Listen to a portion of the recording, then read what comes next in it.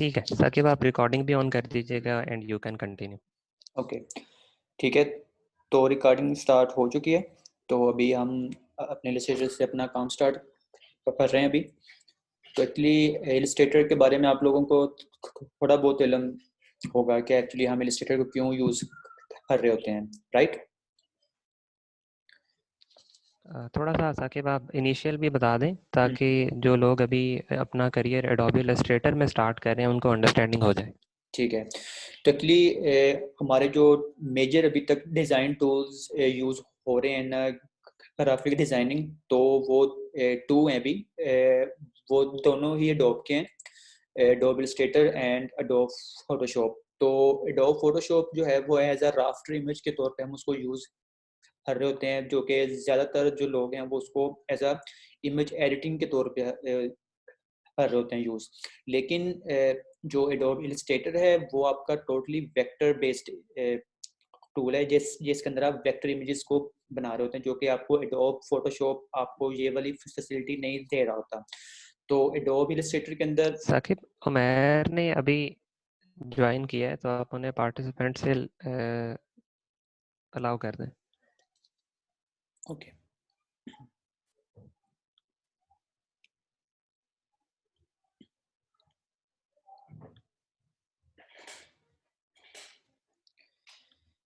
ठीक है। तो ये आपका वेक्टर इमेज के तौर पे यूज़ हो रहा होता है। जो भी आपके जितने भी आपके आइकन्स आप यूज़ कर रहे होते हैं या आप कोई भी एसवीजी इमेजेस यूज़ कर रहे होते हैं, वो सारी आपके एडोब इलस्ट्रेटर के अंदर ही आपकी वो बनी होती हैं। ये फ्री टूल होते हैं, लेकिन इसके कुछ वर्जन जो हैं वो पेड होते हैं, लेकिन इसके रैक्स आजकल अवेलेबल हैं तो वो यूज़ हो रहे होते हैं। लेकिन एडोब इलस्ट्रेटर के अंदर आपके दो वेरिएशन आ रही होती हैं। एक इलस्ट्रेटर आ रहा होता है CS और एक आ रहा होता है आपका CC। तो अभी जो मैं जो है वो CC यूज़ कर रहा हूँ, क्योंकि CC थोड़ा सा एडवांस है। मैं इसकी वो डिटेल में नहीं अभी जाऊँगा, क्योंकि CC और CS में एक कोई इतना ख़ास नहीं है फ़र्क।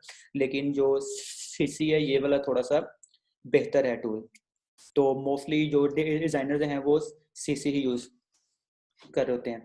तो अगर हम इसकी स्पेसिफिकेशन में हैं तो हम इसका जो भी है वो न्यू फाइल बनाते हैं। तो न्यू फाइल के अंदर जब हम आ रहे होते हैं तो हमारे पास ये कुछ रीडिफाइन जो है वो एस्पेक्ट्स पड़े होते हैं। तो इसमें अगर आपने कोई फ़ोन की कोई इलस्ट्रेशन वगैरह बनानी है, जो कि आपने अपने फ़ोन साइज से रिलेटेड बनानी है, तो आप मोबाइल के अंदर आ जाएंगे तो आपको उस डिवाइस के अगेंस्ट जो भी आपके वो पड़े होते हैं साइजेस, तो वो आपको अवेलेबल होते हैं। तो आप उस साइज को पिक करने के बाद आप वो बना रहे होते हैं। तो जैसे ही आप उसके राइट साइड पे ऊपर आते हैं तो आपको कुछ उसकी सेटिंग्स आ रही होती है नज़र। तो अगर मैं आईफोन 6 की बात करता हूँ तो उसकी जो ऑलरेडी डिफाइन विड्थ है वो ये है और उसकी हाइट ये है। लेकिन अगर मैंने उसको पिक्सल में नहीं करना, मैंने उसके कुछ और पैरामीटर डिफाइन करने, तो मेरे पास उसके 5 और भी हैं कि अगर मैंने उसको पॉइंट्स में लेके आना है या मैंने उसको पिकस में लेके आना है, इंचेस में लेके आना है, तो मैं यहाँ से उसकी वो सेटिंग रख सकता हूँ। उसके बाद आर्टबोर्ड साइजेस को आप बढ़ा सकते हैं। तो जो आपका एडोब फोटोशॉप है वो आपको ये वाली फैसिलिटी नहीं दे रहा होता। वो आप एक ही वक्त में आप एक ही आर्टबोर्ड के अंदर कर सकते हो काम, लेकिन इसमें आप मोर देन वन आर्टबोर्ड के ऊपर भी काम कर सकते हो। नीचे आ गई ये ब्लीड आ गई है। ब्लीड ज़्यादातर हमारी यूज़ होती है जब हम प्रिंट वाला काम कर रहे होते हैं, कि अगर आपने कोई प्रिंट वाली चीज़ काम का कोई आपने इलस्ट्रेशन बनानी है तो आप उसमें ब्लीड ऐड करते हैं, जो कि ज़्यादातर प्रिंटिंग में यूज़ हो रही होती है। तो उसके लिए आपके पास दो मोड होते हैं। फॉर वेब आपको 8 GB में सब कुछ बनाना होता है। तो अगर आपने प्रिंटिंग के लिए बनाना है तो उसके लिए आपको CMYK के ऊपर ही जाना पड़ेगा।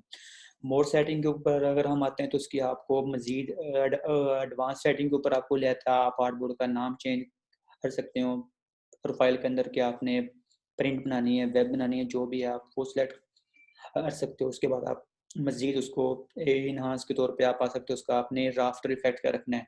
आजकल जो आपका बाय डिफ़ॉल्ट होता है वो 72 पिक्सेल्स पर इंच के हिसाब से होता है। तो अगर तो आपने प्रिंट के लिए बनाना है तो आपको उसको हाई रखना पड़ेगा, क्योंकि प्रिंट के अंदर आपकी जो क्वालिटी है वो आपकी लो हो रही होती है, तो उसको आपने एज अ मैक्सिमम साइज के ऊपर ही आपने उसको स्टार्ट करना होता है। लेकिन वेब के ऊपर अगर आप 72 के ऊपर भी रखेंगे तब भी आपका काम चल जाएगा। उसके बाद हम अपना क्रिएट कर लेते हैं डॉक्यूमेंट। तो अगर हम ऑलरेडी वेब वेब के ऊपर आ सकते हैं, तो वेब के ऊपर भी ये आपकी जो कॉमन यूज हो रही होती हैं स्क्रीन वो है। तो मोस्टली कॉमन जो आपका साइज है वो आपका 1366 टू 7668 है, जो कि आपका मोस्टली 80% डिवाइसेस के ऊपर ही आपका ये वाला यूज हो रहा होता है। जबकि ये जो है बाकी आपके डिफरेंट साइजेस के ऊपर आपके वो डिपेंड कर रहे होते हैं कि आपने कौन सी डिवाइस के लिए आपने बनाना है। तो अगर हम कॉमन वाली चीज़ ले लेते हैं, तो मैंने इसको क्रिएट किया है। डॉक्यूमेंट क्रिएट करने के बाद ये हमारा आर्ट बोर्ड साइज आ गया। तो अगर मैंने आर्ट बोर्ड को दोबारा करना है चेंज साइज, तो मैं सिंपली इस चीज़ के ऊपर क्लिक करूँगा, तो मैं उसका वो साइज जो है वो इंक्रीज या डिक्रीज कर सकता हूँ। तो अगर मैंने एक और आर्ट बोर्ड क्रिएट करना है, तो मैं इसके साथ ही वो मैं क्रिएट भी साथ में कर सकता हूँ। तो ये सिंपल है। इसके बाद हम आते हैं अपने जो हमारे टूल्स हैं इसके अंदर यूज़ हो रहे हैं के एडोब इलस्ट्रेटर हमें कौन कौन से टूल्स यूज़ करने की इजाज़त दे रहा होता है। तो ये हमारी टूल बार है। टूल बार के अंदर हमारे पास डिफरेंट किस्म के टूल्स आ रहे हैं, और ये जो ऊपर आप देख रहे हैं बाजू उस टूल के गेम्स उसकी जो भी प्रॉपर्टीज आ रही हैं वो हैं। तो अगर मैं सिलेक्शन टूल के ऊपर आऊँगा, तो सिलेक्शन टूल के गेम्स हमारे पास ये वाली आ रही होंगी। अगर मैं रेक्टेंगल के तौर पे आऊँगा, तो हमारे पास उसके अगेंस्ट आ रही होंगी कि अगर मैंने कोई रेक्टेंगल चेंज की है, तो रेक्टेंगल के अगेंस्ट उसकी जो भी प्रॉपर्टी है वो मैं चेंज करना चाह रहा हूँ, तो वो मैं साथ में कर सकता हूँ। तो ये है हमारा सिलेक्शन टूल। सिलेक्शन टूल जो है वो इसका मेन टूल है, जो कि बहुत ज़्यादा यूज़ हो रहा होता है आपका। उसके बाद आपका है direct selection tool. Direct selection tool भी यूज़ हो रहा होता है जब आप किसी शेप जब आपने एक से ज़्यादा शेप बना ली होती हैं। तो अगर आपने उनमें से किसी एक शेप को सिलेक्ट करना है और उसको थोड़ा थोड़ा सा आपने करना है चेंज करना है, तो आप उसके लिए फिर डायरेक्ट सिलेक्शन टूल यूज़ कर रहे होते हैं। डायरेक्ट सिलेक्शन टूल जो है वो आपका एक एक पॉइंट को आपका वो सिलेक्ट कर रहा होता है, जबकि जो सिलेक्शन टूल है वो आपका किसी भी शेप को एज अ होल सिलेक्ट कर रहा होता है। उसके बाद जो ज़्यादा टूल यूज़ हो रहा होता है वो आपका शेप टूल होता है, जो कि इस शेप टूल के अंदर आपके 5-6 आ रहे होते हैं चीज़ें। मतलब जो आप मोस्टली शेप यूज़ कर रहे होते हैं वो आपकी रेक्टेंगल है, आपकी एलिप्स है, आपका पॉलीगॉन टूल ज़्यादातर आपका यूज़ हो रहा होता है। तो अगर मैंने किसी भी शेप को किया है, तो अगर आप सॉरी कि अगर आप शिफ्ट को साथ में करते हैं प्रेस, तो आपको एज अ वो स्क्वायर में आपको वो लेके आ रहा होता है, जो भी आपकी वो हो रहा होता है साइज। लेकिन जब आपने शिफ्ट भी साथ में किया है और साथ आपने आल्ट या ऑप्शन भी अगर आपने साथ में किया है प्रेस, तो उस केस में आपका वो सेंटर से लेके आपका वो आपकी शेप जो है वो एक्सपेंड हो रही होती है। तो अगर आपने शिफ्ट को ही किया है, तो आप उस पॉइंट से लेके नेक्स्ट पॉइंट तक आप स्क्वायर में लेके आ रहे होते हैं। लेकिन अगर आपने शिफ्ट प्लस आल्ट को किया है प्रेस, तो फिर आप जिस पॉइंट से आपने स्टार्ट किया है वो आपका सेंटर पॉइंट रह जाता है। तो उसके बाद आप उसको किसी भी डायरेक्शन बना सकते हो, वो भी आपकी स्क्वायर ही आपका वो बनेगा। ठीक है। इसके बाद अगर मैंने कोई स्क्वायर बना लिया है, तो मैं अपने सिलेक्शन टूल के ऊपर आऊँगा, मैं इसको यहाँ से पकड़ूंगा, मैं इसको सेंटर में ले आऊँगा। ठीक है।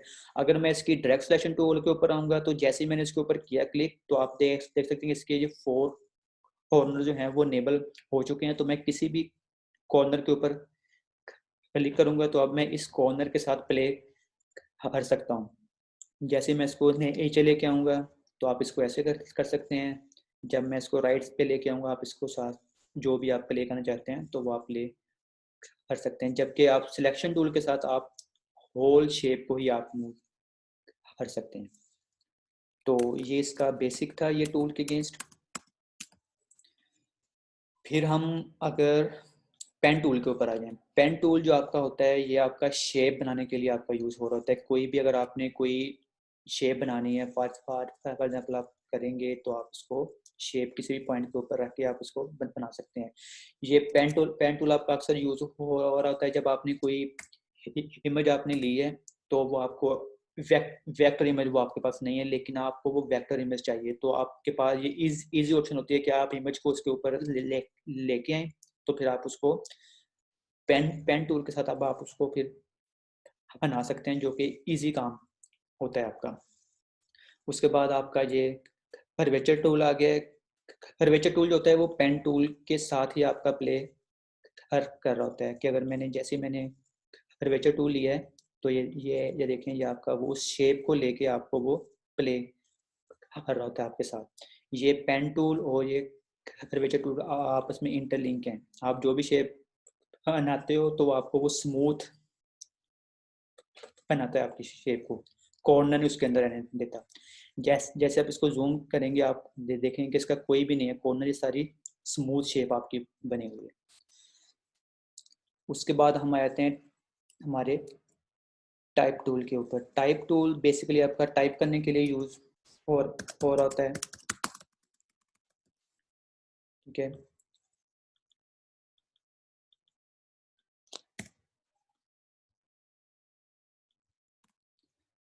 तो टाइप टूल के ऊपर जब आप करते हैं क्लिक तो आप देख सकते हैं, तो मेरे पास ऊपर जो टॉप बार के ऊपर है प्रॉपर्टी, वो टाइप के अगेंस्ट आ गई है। अब मैंने इधर अगर में से मैंने कोई फॉन्ट यूज़ करना है तो मैं फॉन्ट इधर से सिलेक्ट कर लूँगा इसके ऊपर। कोई भी अगर मैंने फॉन्ट किया है, फिर अब मैंने उसका वेट देखना है कि मैंने उसको रेगुलर रखना है, इटैलिक रखना है, बोल्ड रखना है, जो भी रखना है वो किया है। फिर आगे उसका फॉन्ट साइज है वो आ गया आपके ऊपर। फॉन्ट साइज में जैसे सिलेक्ट करूंगा, फिर आपने पैराग्राफ का टाइप है वो आपने राइट रखना है लाइन, जाके आपने लेफ्ट लाइन रखना है, जहाँ आपने सेंटर लाइन रखना है, वो चीज़ है। उसके बाद आपके उस पैराग्राफ अगेंस्ट आपकी कुछ मज़ीद प्रॉपर्टीज़ आपकी होती हैं। क्या आपने हाइट, आपने उसकी लाइन लाइन हाइट आपने क्या रखनी है, ठीक है। आपने स्पेसिंग क्या रखनी है। अगर मैं इसको इंक्रीज करता हूँ, आप देखें कि स्पेसिंग हो रही है इंक्रीज आपकी। लेकिन अगर मैंने इसको टू लाइनर में किया है, कोई भी अगर मैं इसमें रखता हूँ टेक्स्ट ऐड करता हूँ, तो जैसे मैं इसके करेक्टर के ऊपर इसकी मैं स्पेसिंग इंक्रीज करता हूँ, तो आप देखेंगे इसकी ये लाइन हाइट आपकी इंक्रीज हो हो रही है। उसके बाद अगर अगर आपने अपने टेक्स्ट की हाइट आपने इंक्रीज करनी है तो वो भी आप जैसे बढ़ा सकते हैं। उसके बाद अगर आपने अपनी लाइन की विड्थ इंक्रीज करनी है तो वो आपकी हो रही है। इसमें उसमें ये है फर्क, क्योंकि जब आप स्पेसिंग के अंदर आते हैं तो आपकी वो टू अल्फ़ाबेट के दो दरमियान में स्पेस होती है वो आपकी इंक्रीज हो रही होती है, जबकि इसके अंदर आपकी वो अल्फ़ाबेट की विड्थ इंक्रीज हो रही होती है। इसमें ये डिफरेंस है। ये है कि अगर आपने सबको आपने कैपिटल लिखना है तो उसके लिए आ जाएगा, लेकिन अगर आपने कुछ स्मॉल लिखना है तो उसके लिए आ जाएगा। अगर हम कोई जैसा अगर मैंने कोई डिग्री सी लिखा है कि आज फैसलाबाद का जो टेम्परेचर है वो 12 डिग्री सी है, तो उसके लिए ये हमारी चीज़ जो है वो यूज़ हो रही होती है। ये हमारे वो नीचे आता है वो वाला करेक्टर, और ये हमारा अंडरलाइन आ जाएगा, और इसके साथ हमारा वो टोटली आ जाएगा, हटुआ हुआ आ जाएगा। ये हमारा हो गया टेक्स्ट टूल। तो टेक्स्ट टूल के आगे भी उसकी कुछ वेरिएशंस हैं। ये आपका हो गया टाइप ऑन पाथ टूल, यानी कि अगर मैंने कोई भी लाइन की है क्रिएट, तो अगर मैं इसको इसके ऊपर लेके आऊँगा तो जो मैं टेक्स्ट टाइप करूँगा तो वो इस शेप में आपका वो लिखा जाएगा। वो उस पाथ के अगेंस्ट आपका जो भी था टेक्स्ट वो आपका लिखा गया। उसके बाद एक होता है आपका शेप के ऊपर अगर आपने टाइप टाइप करना है, area type tool. Area type tool तो ये मेरा उस एरिया के ऊपर आ गया। ये जहाँ जहाँ भी आपका वो एंकर पॉइंट आ रहा था, ये आपके उसके अगेंस्ट आ गए हैं आपका। ये आप देख सकते हैं उस एंकर पॉइंट के ऊपर आपका वो टेक्स्ट जो है वो लिखा गया है। और इसके साथ अगर आपने वर्टिकली टाइप करना है तो मैं इसको अगर ऐसा करूँगा तो आपका वो वर्टिकली आपका टाइप हो रही होगी चीज़।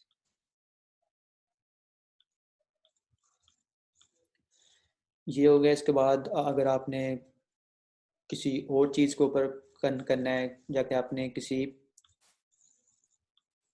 सॉरी अगर मैं इसको क्लिक करता हूँ तो जी मैं किसी भी टेक्स्ट किसी भी अल्फ़ाबेट को उठा के तो मैं उसकी पोजीशन चेंज कर सकता हूँ। तो ये हमारे कुछ टूल्स थे टेक्स्ट। उसके बाद हमारा आ गया लाइन टूल। तो लाइन टूल भी बहुत इंपॉर्टेंट है हमारे लिए, लाइन टूल ज़्यादातर हमारा जो है वो यूज़ हो रहा है सिर्फ लाइन लगाने के लिए, सिंपली जो आप इसको यूज़ कर रहे होते हैं, लेकिन इसकी मज़ीद प्रॉपर्टीज़ भी हैं। ये सिंपल लाइन के लिए है, अगर मैंने कोई आर्क लगानी है तो मैं इसके आर्क लगा सकता हूँ, किसी भी टाइप की आर्क लगा दी है। और अगर मैंने कोई स्पाइरल लगानी है तो आपका वो स्पाइरल भी आप इसकी लगा सकते हैं। और स्पाइरल लगाने के बाद जैसे मैंने आपको भी बताया था कि पेन टूल के अंदर हमारे पास कुछ होते हैं ऐड एंकर, डिलीट एंकर। तो अगर मैं इसमें कोई और एंकर भी ऐड करना चाहता हूँ तो मैं इसके ऊपर क्लिक करूँगा तो मेरा ये एंकर ऐड इसके अंदर हो गया। लेकिन अगर मैंने एंकर कुछ मैंने इजाफी लगा दिए हैं तो मैंने अब उनको डिलीट करना है तो मैं उसको ये डिलीट भी साथ साथ कर रहा हूँ। ये देखिएगा ये।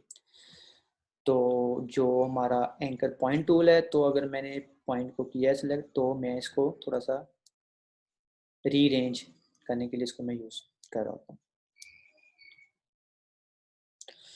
आगे हमारा आ गया पेंट ब्रश टूल।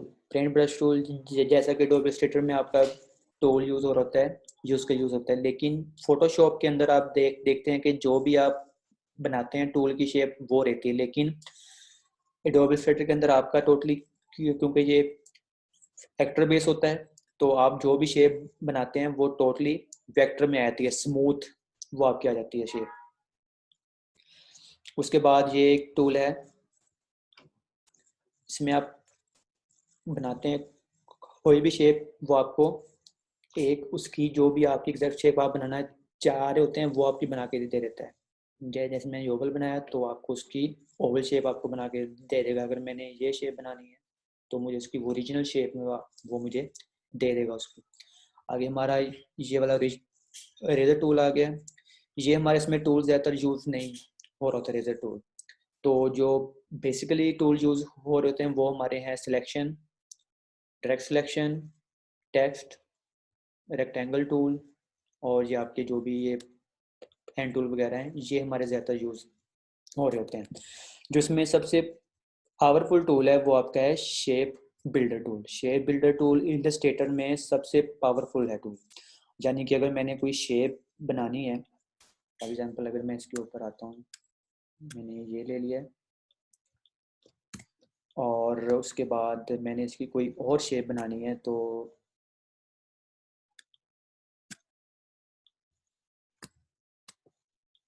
जी, अब मैं चाह रहा हूँ कि मैंने इस दोनों शेप को आपस में मिलाना है, तो मैं शेप बिल्डर टूल में आऊँगा तो मैं जस्ट प्रेस करते हुए इसको साथ में मिला दूंगा तो ये मेरी शेप एक नई शेप आ जाएगी, शेप मेरी एक नई बन जाएगी। लेकिन अगर मैंने ये वाला एरिया में से रिमूव करना है तो मैं अपने कीबोर्ड से ऑप्शन या फिर आल्ट को करूँगा प्रेस और फिर इसमें करूँगा क्लिक तो मेरी ये शेप इधर इधर से निकल जाएगी।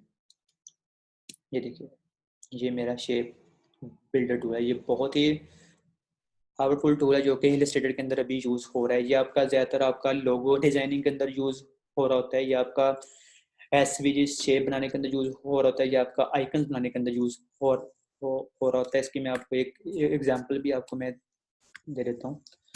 अब अगर मैंने आई आई वाला आइकन बनाना है तो आई के आइकन के केस में अगर मैं इसमें आऊँगा, मैंने एक ये ले लिया, एक मैंने ये लिया, शिफ्ट और ऑल्ट प्रेस करने के बाद मैंने एक ये शेप ले ली। ठीक है, अब मैंने दोनों को सिलेक्ट किया, शेप फिल्टर टूल के ऊपर आया, ऑल्ट को किया प्रेस, यहाँ पे किया क्लिक, यहाँ पे किया क्लिक, तो ये मेरी आई शेप आ गई। लेकिन अगर मैंने इसके अंदर डॉट लगाना है तो फिर मैं एलिप्स टूल लूँगा और मैं इसके अंदर ये लगा दूँगा। फिर दोनों को मैंने सेलेक्ट किया, शेप बिल्डर टूल पे के ऊपर आया, ऑल्ट प्रेस किया, फिर इसमें किया क्लिक, तो ये मेरी आई शेप आ गई। तो शेप बिल्डर टूल के थ्रू आप आई शेप बहुत ईजी तरीके से बना सकते हैं। इसके बाद हमारा आ गया ग्रेडियंट टूल आ गया। ग्रेडियंट टूल को आप क्लिक करते हैं किसी भी चीज़ के ऊपर, मैंने इसके ऊपर ग्रेडियंट अप्लाई करना है तो आपके लेफ्ट पैनल के ऊपर आपके आपके लेफ्ट पैनल पे भी आ रहा है, आपके राइट पे भी आ रहा है। तो जैसे मैं इसको राइट के ऊपर क्लिक किया, इसके ऊपर डबल टैप किया, तो भी आपका जो बाय डिफ़ॉल्ट होता है वो आपका ब्लैक एंड वाइट के ऊपर आ रहा था। तो आपने इस मेन्यू के ऊपर करना है क्लिक, तो आपने इधर से RGB सेलेक्ट करना है। अगर आप वेब वेब के लिए बना रहे हो तो आपने RGB सेलेक्ट करना है, अगर आप अपने प्रिंट के लिए बना रहे हो तो आपने CMYK सेलेक्ट करना है। तो मैं अभी इसमें RGB सेलेक्ट कर रहा हूँ, तो आपने जो भी जैसे करना है कलर आप उसको ले लें, कोई भी आप ले सकते हैं कलर। उसके बाद अगर आपने दूसरा कलर सेलेक्ट करना है, फिर आपने वही RGB सेलेक्ट करना है, तो उसमें से आपने कोई भी इसका ले लेना है कलर, तो ये आपका हो गया। अच्छा, अब इसके अंदर अगर मैंने इसका कोई एंगल चेंज करना है तो सिंपली आप इधर भी कर सकते हैं टाइप,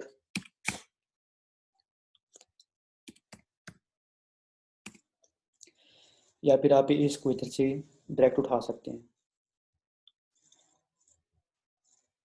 या फिर इसको ऐसे रोटेट कर सकते हैं। दोनों तरीकों से हो सकता है। तो अगर आप चाहते हैं कि मैंने ये वाला इधर लेके आना है कलर और ये वाला इधर लेके आना है कलर, तो उसके लिए भी एक सिंपल है मेथड, या तो आप इनको आपस में स्वैप कर दें, ये भी एक तरीका है, या फिर आप इसको यहाँ से इसको आप स्वैप कर दें। ठीक है, इसके बाद हमारे पास की कुछ टाइप आ रही होती हैं।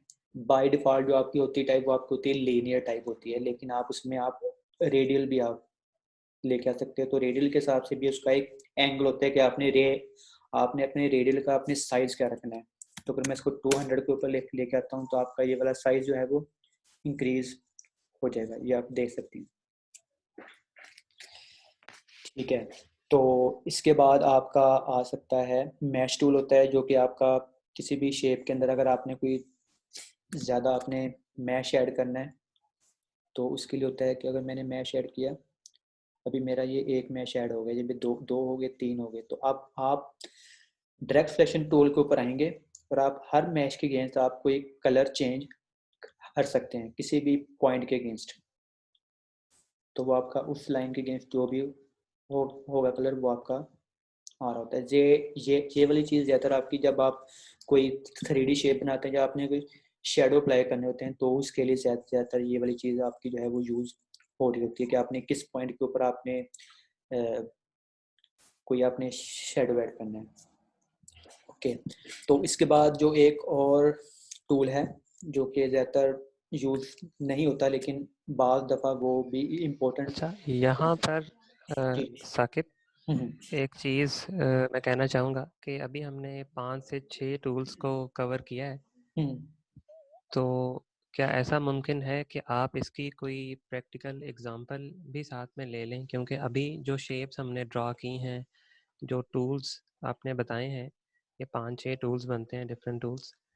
तो अभी मतलब बेसिक अंडरस्टैंडिंग के लिए तो दिस इज़ परफेक्टली फाइन। लेकिन अगर ऑन टॉप ऑफ इट आप कोई एग्जांपल जिसमें कोई कोई ब्राउज़र है या कोई फ्लेक्स है इस तरह की, या कोई ऐसा फेसबुक पोस्टर जिसके ऊपर हम इन एलिमेंट्स को देख भी सकें कि प्रैक्टिकली वो किस तरह से नज़र आएंगे जब हम अपने काम में इसको प्रैक्टिस कर रहे होंगे, तो ऐसा मुमकिन है? कुछ हम ऐसी एग्जांपल ले सकते हैं यहाँ पे? जी जी, हम इसका कोई ब्रोशर भी हम इसको बना सकते हैं किधर। तो अगर हमने कोई अपनी पोस्ट वगैरह, अगर हमने कोई अपनी बनानी होती है, तो उसके लिए हम जो जो अभी तक हमने टूल यूज़ किए हैं, तो हम उसी टूल्स को यूज़ करते हुए कोई हम एक पोस्ट तैयार कर लेते हैं। ठीक है, तो उसके लिए हम एक रेक्टेंगल टूल ले लेते हैं। ठीक है, अगर तो मैंने इसका सॉलिड ही रखना है कलर, तो मैं इसको सॉलिड रहने दूंगा। अगर मैंने इसके अंदर कुछ ग्रेडियंट अप्लाई करना है, तो मैं इसमें कुछ ग्रेडियंट भी अप्लाई कर सकता हूँ।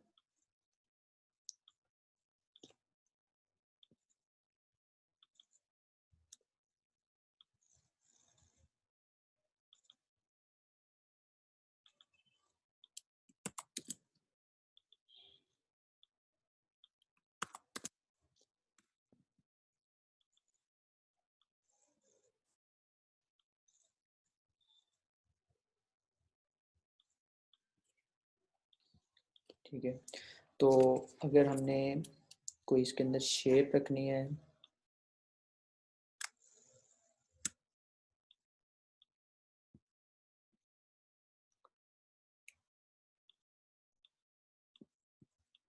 एक तो आप इसको शेप इस कैसे भी रख सकते हो, तो अगर आपने इसको थोड़ा क्लिपिंग इसका मास्क करना है कि ये शेप आपकी आर्ट बोर्ड से बाहर ना आए, तो आप इसको मास्किंग भी आप इसकी ले सकते हैं। आप दोनों शेप को आप करेंगे सिलेक्ट, और इसके ऊपर राइट क्लिक करने के बाद आपके पास ये 3-4 ऑप्शन आ रही होती हैं मेक क्लिपिंग मास्क। तो अगर मैं इसको क्लिक करूँगा, तो क्योंकि मेरी लिप शेप ऊपर थी और जो मेरी रेक्टेंगल थी नीचे, उसने उस रेक्टेंगल का जो एरिया था वो उसने अपनी शेप के अंदर ले लिया है। तो ये मेरा मास्क आ गया है। तो यही चीज़ें ज़्यादातर मास्क आपका शेप्स यहाँ के अंदर पे यूज़ हो रहा होता है कि अगर आपने कोई बड़े साइज़ की इमेज ली है, फॉर एग्जांपल अगर मैंने कोई इमेज इधर रखनी है, तो अब ये रेक्टेंगल में ऐसे आएगी। मैं कोई भी इमेज इधर से उठा लेता हूँ।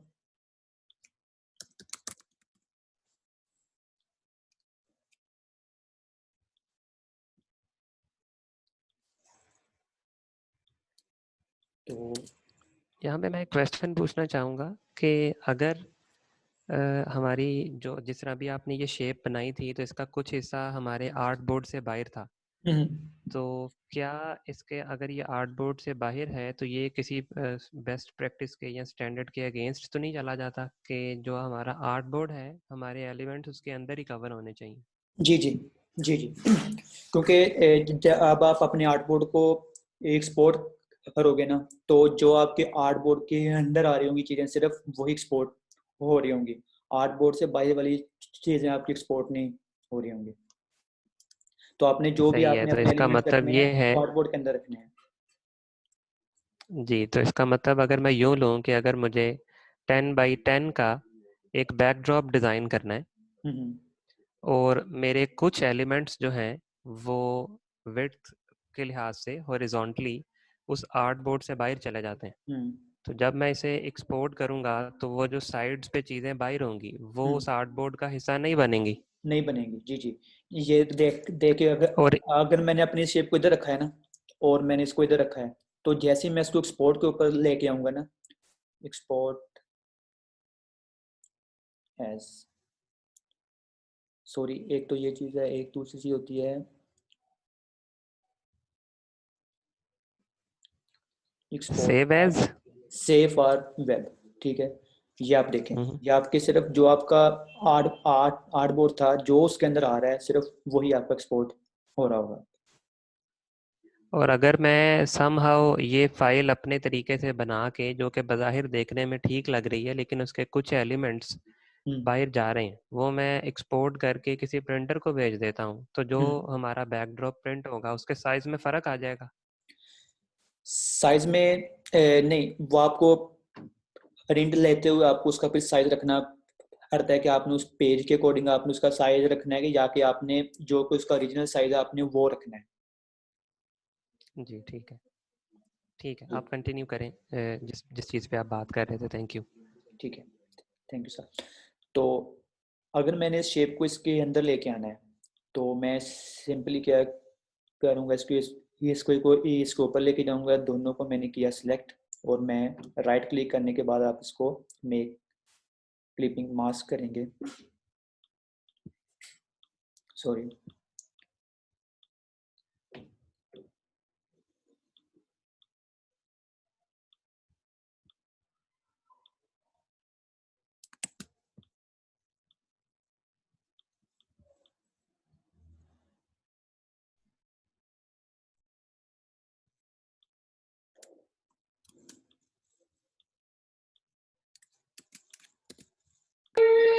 आवाज नहीं आ रही है आई गेस। जी जी मेधर, आपको आवाज़ नहीं आ रही?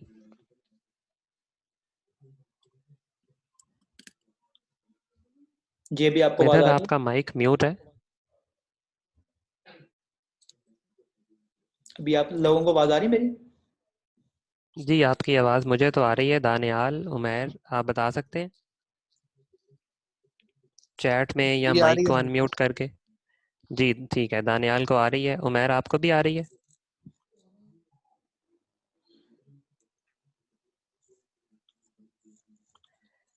उमैर की आवाज़ तो नहीं हमें आ रही। उमैर, अगर आप चैट में लिख के बता सकें कि आपको आवाज़ आ रही है। Similar is the case with Midhat, आपकी भी, आपका माइक म्यूट पे है मिदहत, तो आप टेक्स्ट में बता दें लिख के।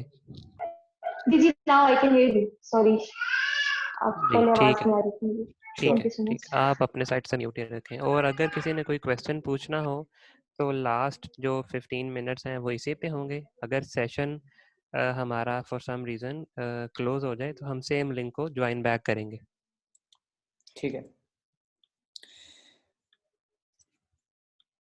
तो अगर मैंने इसका मास्क लेना है तो मैं इन दोनों को सिलेक्ट करूंगा और फिर इसका मास्क ले लूंगा। लेकिन आप फिर भी इसको आप जो है वो सेट कर सकते हो। आप अपने राइट राइट पैनल पे आएंगे, जहाँ पे लिखा होगा लेयर्स, तो लेयर्स के ऊपर आके आप देखेंगे कि आपका ये आपका बना हुआ है मास्क वाली चीज़। ठीक है, तो ये स्टेप्स प्लीज़ रिपीट कीजिएगा जो अभी आपने साकिब इसको क्लिप किया है ना, जी और ये उस सर्कल के अंदर फिट इन हो गया। ये प्लीज़ रिपीट करते हैं ठीक है, अंडू करके।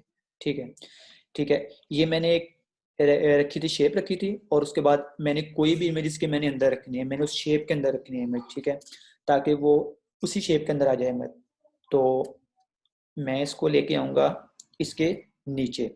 इसके दो तरीके होते हैं कि अगर मैंने इसको ऊपर रखा हुआ है, इसको नीचे रखा हुआ है, जस्ट आप इसको क्या करेंगे, इसको करेंगे सिलेक्ट करेंगे और आप इसको एडिट के ऊपर आएंगे। यहाँ पे आपकी पेस्ट की 4 ऑप्शंस आ रही होती हैं। एक आपका आ होता है सिंपल पेस्ट। ठीक है, जब आप इसके ऊपर करते हैं तो आपका उस आर्ट बोर्ड के अंदर किसी भी जगह पे आके आपकी वो चीज़ पेस्ट हो जाती है। लेकिन अगर आप पेस्ट इन फ्रंट करेंगे तो आपने जिस चीज़ को पेस्ट करना है, जिसको आपने किया था कॉपी, वो चीज़ उसी के ऊपर ही हो जाएगी पेस्ट। जैसा कि मैं आपको इसकी एग्जांपल देता हूँ। अब मैंने ऐसी एक और शेप लेनी है। ठीक है, तो मैं इसको इसके ऊपर आऊँगा। अब मैंने इधर से किया कॉपी, फिर मैं अगर मैं इसको करूँगा इसके फ्रंट के ऊपर, तो वो शेप इसके ऊपर ही आ गई है। ये देखिएगा, वो उसके ऊपर ही आ गई थी। ठीक है, अगर मैं इसको कलर इसका करता हूँ चेंज, ताकि आपको सही से इसका अंदाज़ा हो जाए। अब मैंने इसको लेके जाना है बैक के ऊपर। ठीक है, अब इसका क्या तरीका है, मैं इसके ऊपर करूँगा क्लिक, इसको रेंज पे आऊँगा। रेंज पे आके अब मेरे पास ये 4 ऑप्शन आ रही हैं। जब मैं इसके ऊपर सेंड बैक के ऊपर करूँगा तो ये मेरे लास्ट के ऊपर आ जाएगा, बिल्कुल लास्ट लास्ट के ऊपर। और अगर मैं इसको करूँगा ब्रिंग टू फ्रंट, जो मेरा ये सबसे ऊपर आ जाएगी लेयर। लेकिन अगर मैंने सिर्फ एक स्टेप जाना है पीछे, तो मैं इसको सेंड बैकवर्ड पे ऊपर लेके आऊँगा। ठीक है, एक तो होगी हमारी ये चीज़। तो अगर मैंने इसको किया है कट, अब मैंने इसको इसके नीचे लेके आना है, तो मैं इसको करूँगा पेस्ट इन बैक, तो ये मेरा इसके बैक पे आ जाएगा। ठीक है, अब मैंने इन दोनों को लिया, सेलेक्ट किया, फिर मैंने इसका राइट राइट क्लिक किया। राइट क्लिक करने के बाद मैंने इसको किया मेक क्लिपिंग मास्क, तो ये मेरा मास्क होके आ गया। ठीक है, अगर मैंने अब इसका कोई बॉर्डर सेट करना है तो मैं बॉर्डर के ऊपर आऊँगा, तो मैं इसका बॉर्डर भी बढ़ा देता हूँ।